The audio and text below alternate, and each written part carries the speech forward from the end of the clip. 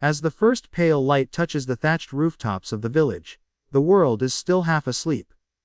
A thin mist lingers above the fields, curling around the low stone walls, and the bare trees that stand like watchful sentinels at the edge of the meadow. The roosters have not yet begun their chorus, only the soft, rhythmic dripping of dew from the eaves breaks the silence.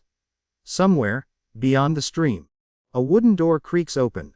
A woman steps out, her shawl drawn close, her breath visible in the morning chill. Her name is Elisabeth.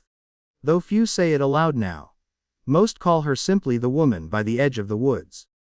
She has lived alone for many years, since the passing of her husband, who was once a carpenter in the village. Her cottage sits slightly apart from the others, where the land dips toward the riverbank, and where the air smells faintly of wet earth and pine resin. Her solitude is not one of sadness, but of choice. The kind that ripens slowly, like fruit left too long on the branch. Inside her cottage, the faint glow of a dying hearth still hums from the night before. The fire never truly goes out, it is tended with care, fed with the small branches she gathers each evening from the forest path. Her home is small but orderly. A single wooden table, a stool, a narrow bed pressed against the wall beneath the window. Herbs hang from the beams above, their scent filling the space: lavender, sage, and yarrow. She moves quietly, her steps barely stirring the straw on the floor. From a clay pot, she pours water into a wooden bowl, washing her face in silence. The water is cold, drawn the night before from the communal well near the church. Outside, the horizon brightens, streaks of silver giving way to the first hints of gold. The bell from the monastery on the hill tolls faintly in the distance, its echo spreading across the fields. The sound reaches the village slowly, wrapping itself around every home like a morning prayer. Elisabeth listens for a moment, her eyes closing. The sound of the bell always comforts her. Not for its holiness, but for its steadiness.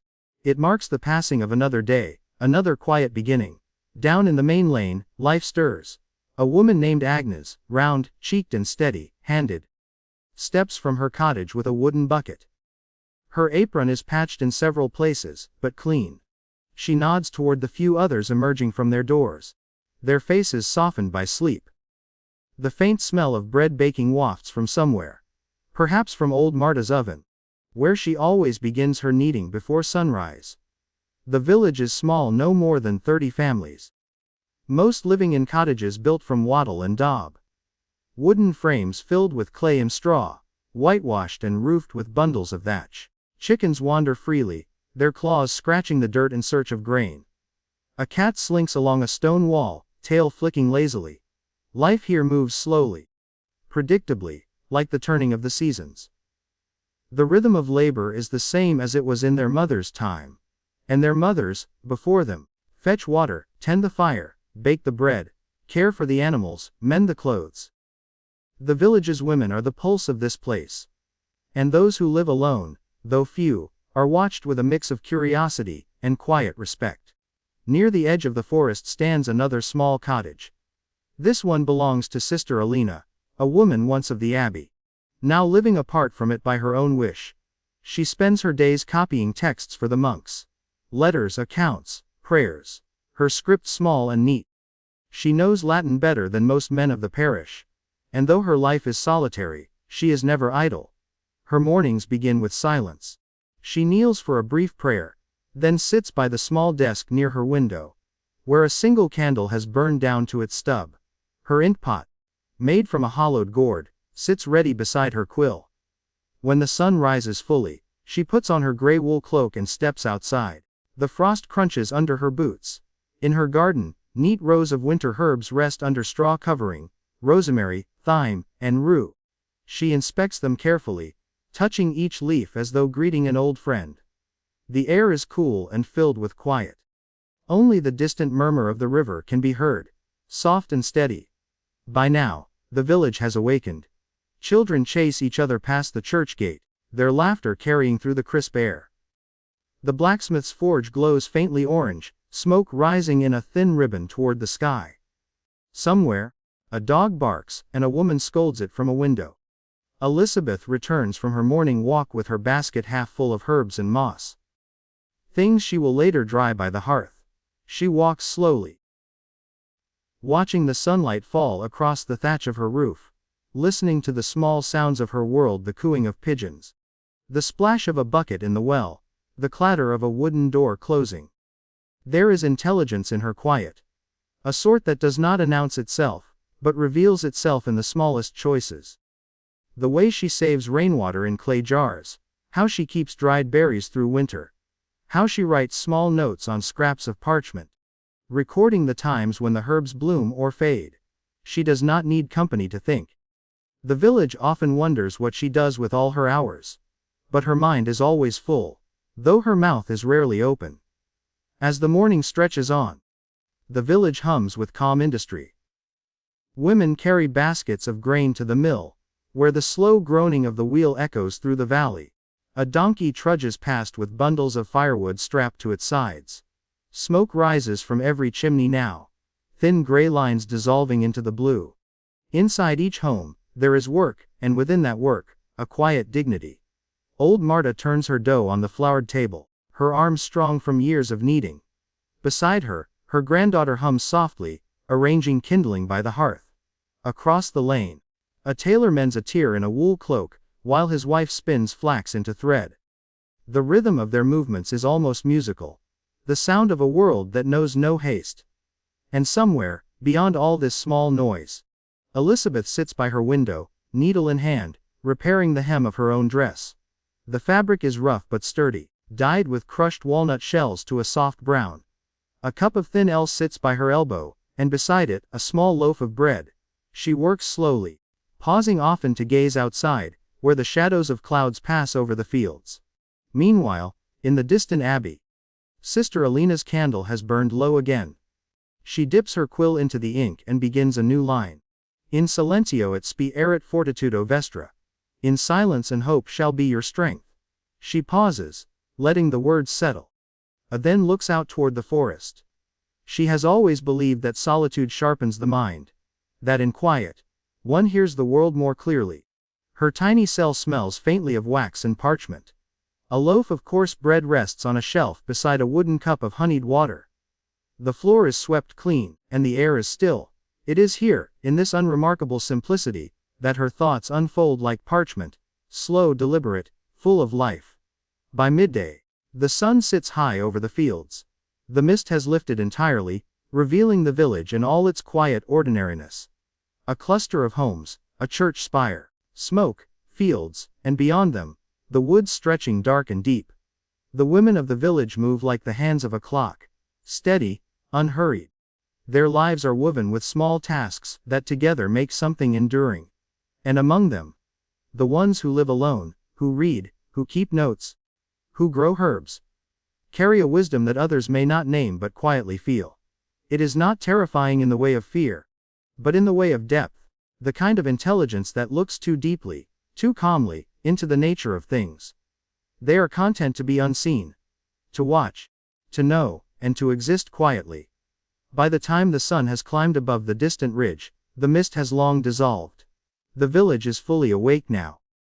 Yet even in the business of day, there remains a kind of hush that settles over the lanes and rooftops.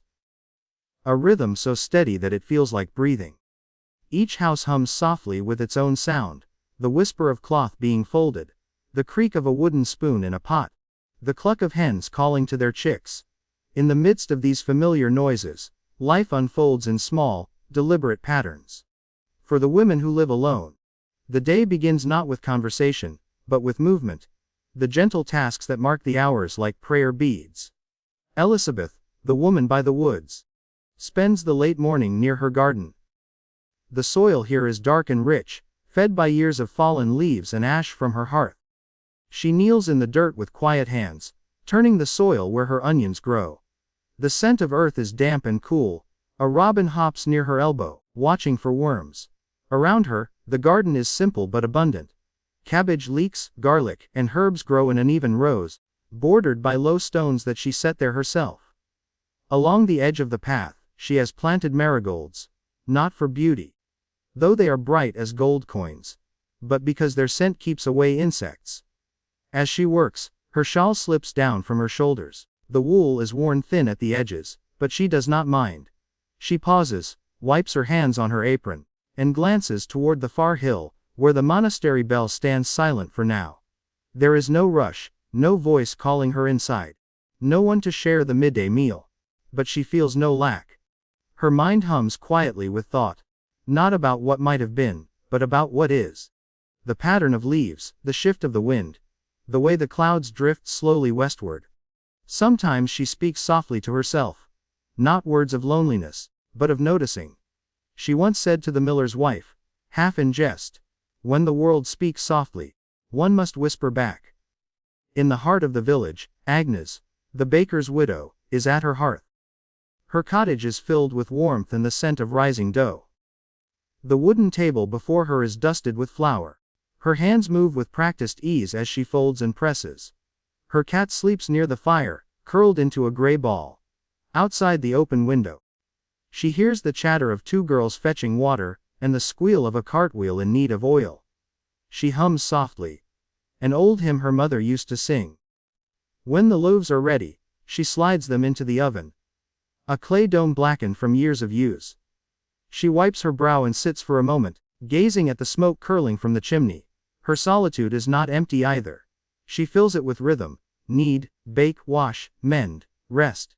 And when she sits alone to eat, she does so with quiet pride, cutting a small piece of bread, and dipping it in honey.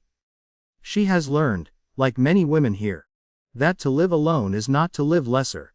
It is to live within one's own circle of time. Meanwhile, in her small dwelling near the abbey, Sister Alena writes. The hours slip past her unnoticed, marked only by the slow melting of her candle.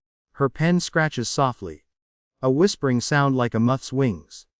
Her ink is a mixture of soot and vinegar, thick and slightly gritty. She sharpens her quill on a small stone and dips it carefully. The parchment before her is smooth and pale, smelling faintly of sheep's skin. Today she copies a sermon, though her mind drifts beyond its words. She thinks instead of the shapes of letters. How each one curves and breathes. How a line of text looks like a trail of footprints, leading across a quiet snowfield. Sometimes, she pauses to sip from her cup of thin ale, or to watch the light shift on her desk. Outside, the sound of the monks, chanting faintly carries through the open window. There is a wisdom in her stillness. A form of intelligence, that grows not from argument or debate, but from observation. She once told a young novice who asked why she lived apart. To know the world, one must listen to it first. And the world is not loud. By early afternoon, the sun sits warm on the stone walls. The children of the village chase each other between the cottages, their laughter ringing against the church bell. A few older men rest on a low wall, talking about the harvest or the weather, though there is little to say. Elisabeth walks down the lane with her basket, trading a handful of herbs for a jug of milk. The women she meets greet her politely, though with a certain careful distance. They know she is clever. Too clever, perhaps. She knows how to heal cuts with a poultice of comfrey. How to soothe coughs with thyme and honey. She once helped the blacksmith's child recover from fever using nothing but mint and patience. People thank her, but they do not always invite her in. Still she smiles unbothered. She prefers the walk home, where the trees sway gently in the breeze, and the grass glows golden in the sunlight. Along the path she collects small things. A feather, a smooth stone, a fallen leaf with red veins. These are her companions. She keeps them on her windowsill, where the light touches them each morning. In the quiet of her room, Sister Alena rests her quill and stretches her hands. Her joints ache, a dull, familiar pain. She moves to the window, and looks down the hill, where the village lies like a small collection of stories waiting to be told. She has seen much in her years here. Births, harvests, winters, weddings. Yet what she remembers most are not the events but the spaces between them. The slow afternoons, the silent evenings, the hum of bees in summer. There is a kind of brilliance in noticing what others pass by. A wisdom that comes not from grand ideas, but from the quiet act of seeing. She once wrote in her notebook, "Solitude is the soil in which thought takes root." And in the stillness of that afternoon, as the wind stirs the parchment on her desk, she feels that truth once more. Later, as shadows lengthen, Agnes removes the last loaf from her oven. She sets it on the table beside a small bunch of flowers. Daisies and wild thyme. She smiles to herself, proud of their color against the dull clay walls.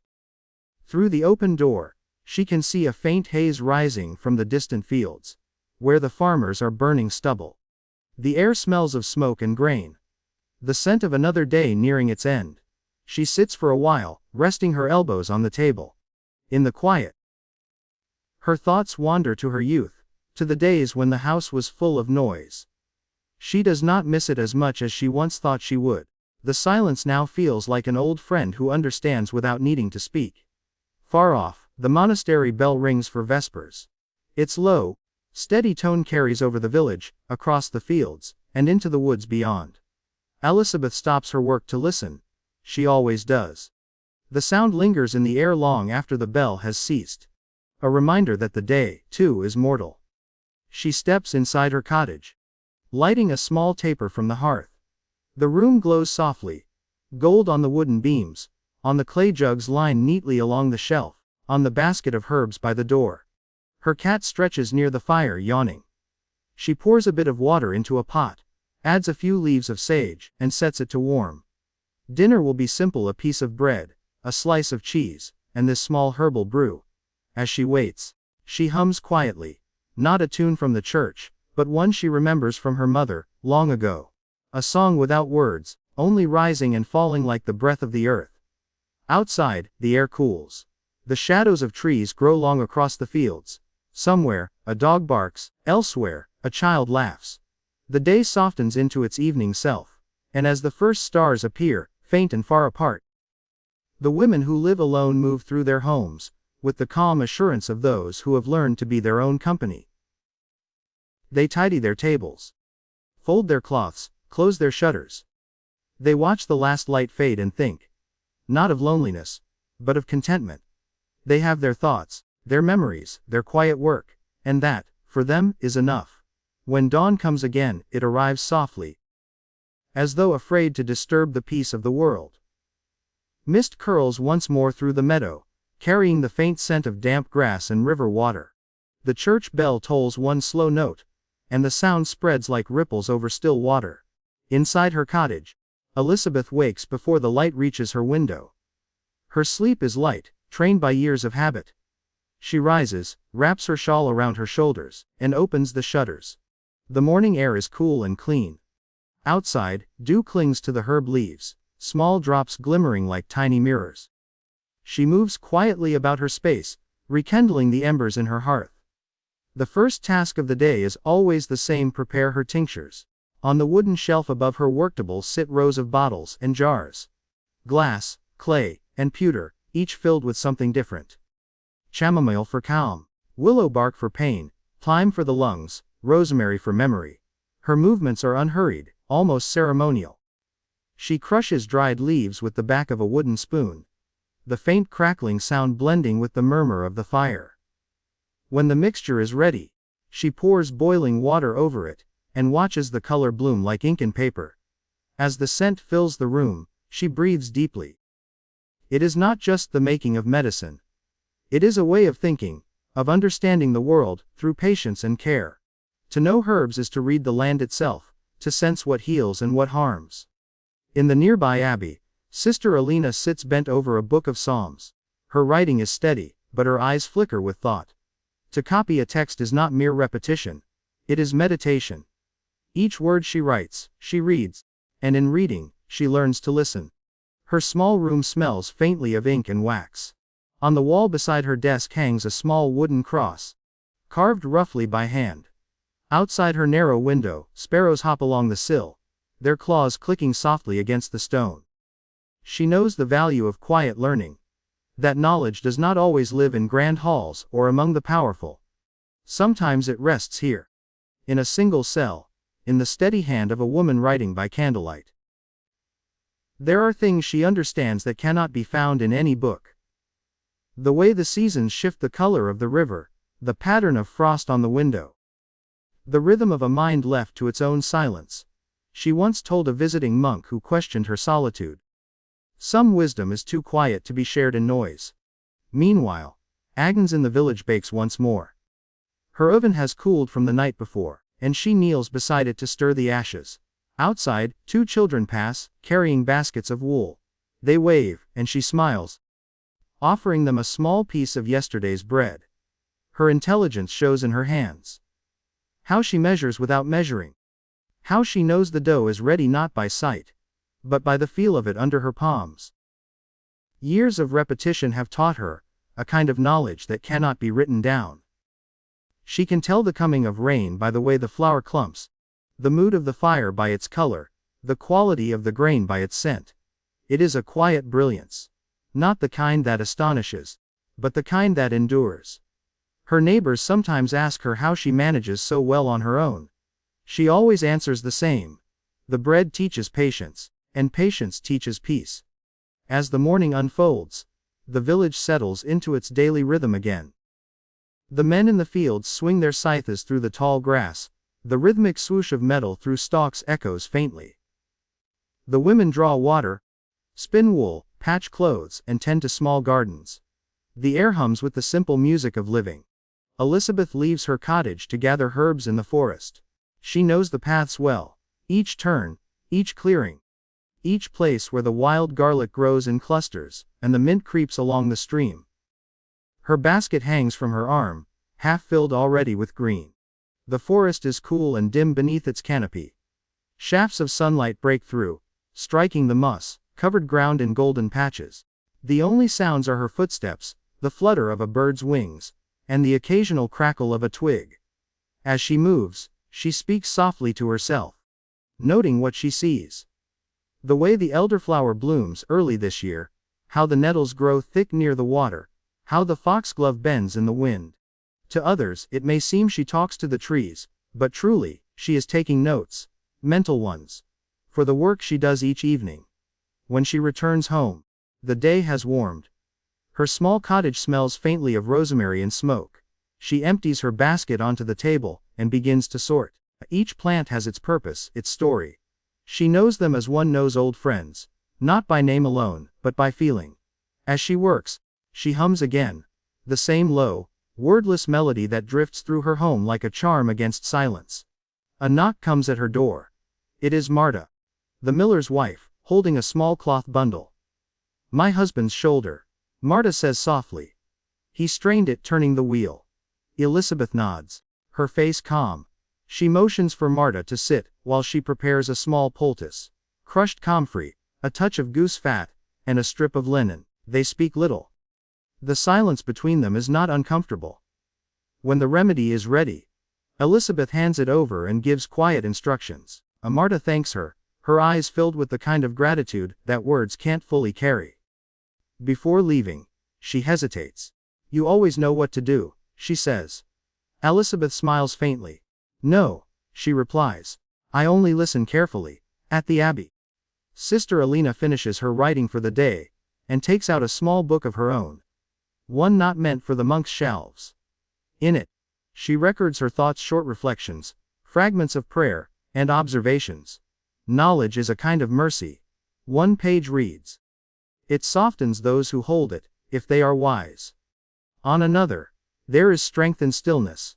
Not the strength to fight, but the strength to remain. Her handwriting is small and neat, each letter placed with care.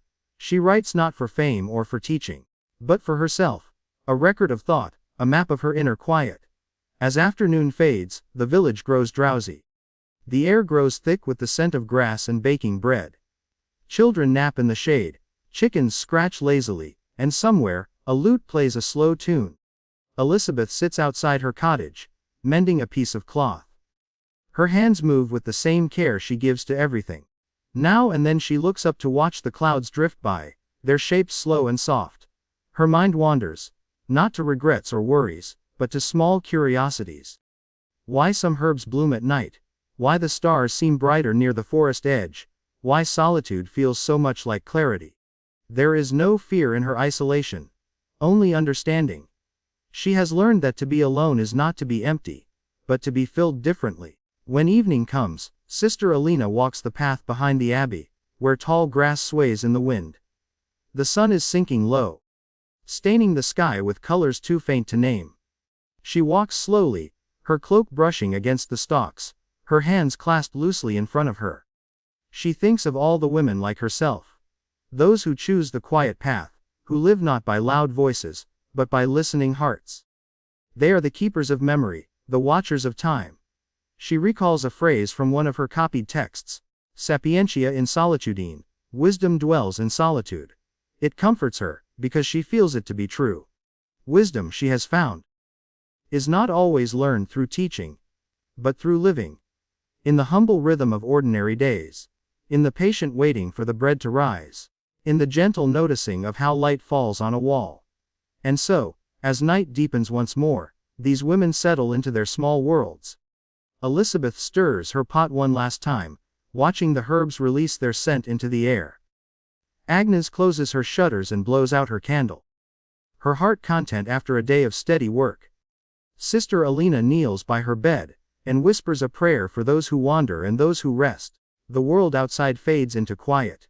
The wind moves softly through the trees, carrying the smell of smoke and earth. The stars appear, one by one, patient and bright. In their solitude, the women's minds remain alive. Bright as embers under ash. Glowing quietly through the long medieval night. The sun leans low over the hills, casting long gold over the thatched roofs and the winding dirt paths of the village. The air is softer now, thick with the smell of bread cooling, wood smoke, and river mist rising in slow curls. It is the hour when the world exhales. The men return from the fields, their shoulders gleaming with sweat, their tools slung low. The women call out to one another across the lanes, voices gentle and worn. The children chase the last slants of light, their laughter fading into the shadows. And above it all, the abbey bell tolls once again, deep, solemn, slow. Each strike folds itself into the sound of the wind, echoing through stone and wood and heart alike. In her small cell, Sister Alena lays down her quill. The inkpot glistens faintly beside her as the candle flickers. Her fingers are stained with a delicate smudge of black. A quiet mark of her devotion. She sits back, stretching her neck, and lets her eyes rest on the narrow slit of her window. Through it, she can just see the edge of the orchard. Apple trees standing in ordered rows, their leaves whispering secrets to one another. She smiles faintly, remembering how the world outside used to tempt her in her younger years. The scent of grass, the touch of rain, the laughter of market goers. All those things she gave up when she took her vows. And yet, in her heart, she knows she has not lost them. For in silence, she has found them again, in memory, in imagination, in prayer. She whispers softly to herself. The soul travels farther than the feet ever could. In the village below, Elisabeth tends to her hearth. The day's light still lingers on her wooden table, where bundles of herbs lie drying, and glass jars catch the amber gleam. She moves with quiet certainty, her hands folding linen, her eyes following the slow dance of the fire. Each motion has a rhythm, a piece earned through repetition. When the stew is ready, thick with lentils, onions, and a hint of rosemary, she ladles it into a clay bowl and sits beside the window. Outside, the sound of crickets rises, mingling with the distant murmurs of the river. She eats slowly, savoring not the food but the stillness that comes with it. Her cat, a lean, gray creature with half a tail, curls at her feet, purring softly. Now and then, she reaches down to scratch behind its ears, and the small creature's trust feels like a prayer. Farther down the lane, Agnes wipes her floured hands on her apron. The day has been long, a busy one at the bakery. Half the village has come for bread, gossip, or comfort, and she has given all three freely. Now, as the last loaf cools, she leans against the doorway, looking out over the twilight fields. The air is full of drifting voices, the smell of earth and smoke. She hums an old song her mother taught her. A song that never had words. Just a tune that followed the rise and fall of breath. When her husband was alive, they used to hum it together as they worked, side by side. Now she hums alone, and though the sound trembles, it never breaks. She whispers to the air, "Good night, my dear." And the words drift upward like a candle flame into the growing dark. Back in the abbey, The sisters gather in the refectory for their evening meal. Long wooden tables stretch beneath the glow of tallow lamps. The walls are cool, whitewashed, and bare except for a single cross that casts its shadow over the center. The nuns eat in silence, as is their rule. Only one voice speaks, that of the reader, who stands by the pulpit reading aloud from a holy text. Blessed are the meek, for they shall inherit the earth. The words echo faintly, soft and rhythmic. Spoons clink gently against bowls. It is a meal not of conversation, but of listening. For Sister Alena, this silence is sacred. She tastes the lentils and bread not as food, but as gratitude. The humblest expression of being alive.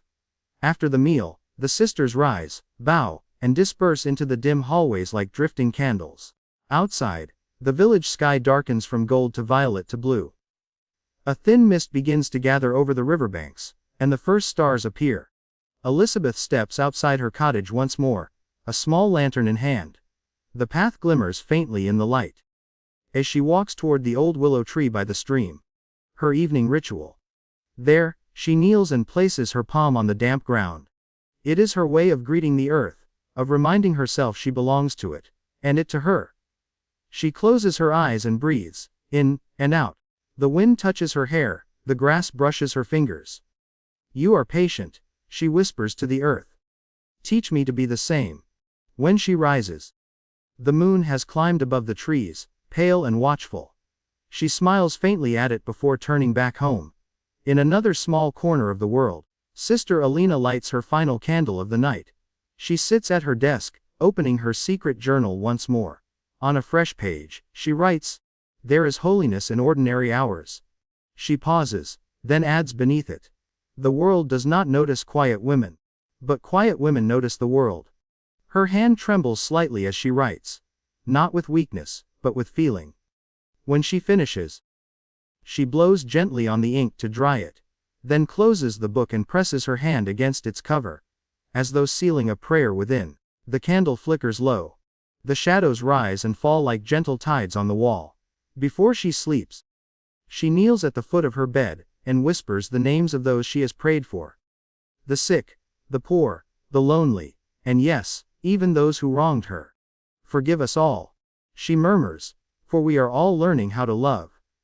In the village, Agnes douses her fire and hangs her apron. The bread scent still lingers in the room. Warm, comforting, alive. She sits by the window, hands folded in her lap, and lets her eyes wander over the night sky. The stars shimmer faintly above the fields, and for a moment, she imagines each one as a candle lit by a soul she has loved. She thinks of her husband, of her youth, of the seasons that have come and gone, and she feels no sorrow. Only gratitude. Her eyelids grow heavy. The crackle of the last ember lulls her into rest. When she dreams of wheat fields and laughter, and the feeling of sunlight on her skin. The night deepens. The abbey sleeps. The village sleeps. Even the river seems to hush itself, flowing in slow, silken currents. Yet in the silence, there is life. 1,000 soft breaths, the heartbeat of earth beneath stone and soil. Over the rooftops, the moon glows white and clear, casting silver light across the world. It falls on Elisabeth's garden, on the abbey's walls, on Agnes's cooling bread. And for a moment, all things, rich and poor, holy and humble, are held in the same, gentle peace. The last bell of the abbey tolls just as the sky deepens into indigo. Its sound travels slow and low, brushing across the rooftops, across the fields, and into the sleeping heart of the village. Even the animals seem to still themselves at its voice. The dogs lower their heads, the hens stop their rustling, and the wind grows mild, as if listening. This is the hour of compline, the final prayer of the day. And for those who live alone, the quiet women scattered across this small, breathing corner of the world, it is an hour of stillness, of reflection, of peace earned by work and patience. In her small cell, Sister Alena kneels on the cold stone floor. A single candle burns beside her, its flame bending gently each time she exhales. The scent of melted wax and parchment fills the air. Before her lies her psalter, its pages soft from use, corners smudged with years of touch. She reads aloud, voice low and slow. Into thy hands, O Lord, I commend my spirit. The words hang in the air like mist, then fade into silence. She closes the book and sits back, her gaze unfocused, her mind somewhere between prayer and memory. For tonight, like many nights before, she has been thinking of why she came here. Why she chose the quiet life, when the world outside still offered her choices. Long ago, before she took her vows, Alena had been a teacher. A rare thing for a woman in her time. She had lived in a small town by the sea, where gulls cried and ships' masts swayed like trees in the wind. Her father, a merchant, had taught her to read. And she had discovered a hunger for words that no one could take from her. But her knowledge frightened some. The townsfolk would whisper, "She reads too much. She asks too many questions. She should marry instead." One winter, when a fever swept through the town, she nursed the sick alone, using herbs and methods the local priest disapproved of. When the fever broke, she was praised quietly by those she had saved, but condemned loudly by those who feared her. They called her unruly, unnatural, too clever by half, and so she left. Not out of shame, but out of longing. Longing for peace, for a place where thought could live without fear. That place became the abbey, and she, who had been called the worst nun by those who thought she did not obey enough, became in truth one of its most patient souls. Now, sitting in her candlelight, she smiles faintly at the memory. Her hands, though wrinkled, still move with calm precision, as she unrolls a piece of parchment. On it, she has been writing something new. Not scripture, but her own reflections. It is a letter, though not meant for anyone living. She writes, "To the women who come after, know that silence is not weakness, nor solitude madness. The world may call you strange for thinking in quiet rooms, for finding beauty in small things, the pattern of frost on glass, the hum of bees, the patience of growing herbs. But your mind, calm and steady, is a flame that does not need to burn bright to warm the world. You do not need permission to be wise. There is a kind of intelligence born not of books, but of listening, to earth, to wind, to your own heart. And that, my sisters unseen, is a gift far rarer than gold." When she finishes, her eyes glisten faintly in the candlelight. She folds the parchment and places it beneath her psalter. A secret for someone, someday, to find. Meanwhile, in the village below, Elisabeth lies awake in her small bed. The embers of the fire glow dimly, painting her walls in shades of red and gold. She listens to the sounds of the night. The distant hoot of an owl. The rustle of wind through thatch. The faint splash of the river beyond the trees. On the table near her bed sits a small bowl of herbs. Tomorrow, she will grind them into powder to soothe the blacksmith's cough. She smiles faintly at the thought. The simple rhythm of life that gives her days shape. Though she lives alone, she never feels apart. Her world hums quietly with connection. To the soil, the rain, the people she helps without asking for thanks.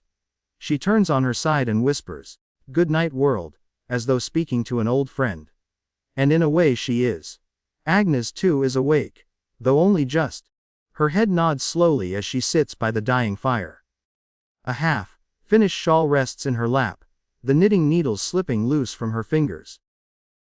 The bread she baked earlier cools on the windowsill, scenting the air with sweetness. She will give it to the children next door in the morning.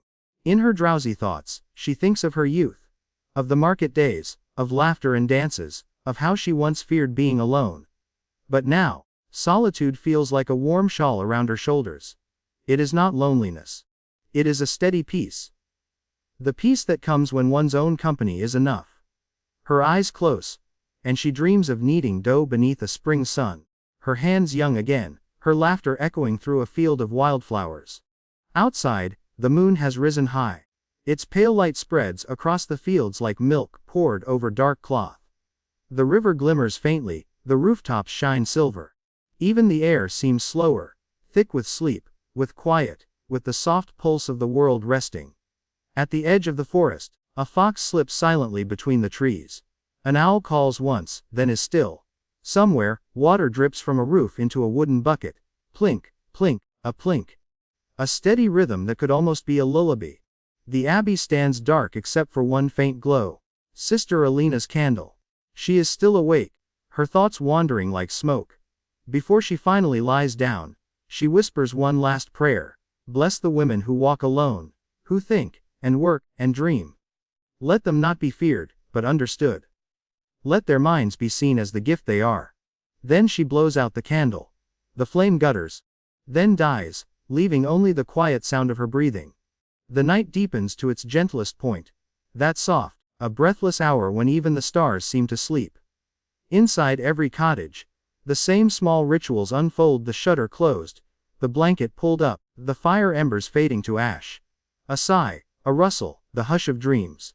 And though each woman lies alone in her bed, Sister Alena in her stone cell, Elisabeth in her wooden cottage, Agnes in her warm bakery room, they are united by the same stillness, the same quiet grace of knowing themselves. Outside, the wind carries a faint whisper through the village, as if the world itself were murmuring a blessing. Rest well, wise ones. You are never truly alone. The moon sinks lower. The world fades into soft gray. The night ends as it began, in peace. And so closes another day in this quiet corner of the medieval world. A world of gentle intelligence, patient solitude, and women whose quiet strength outlasts all noise.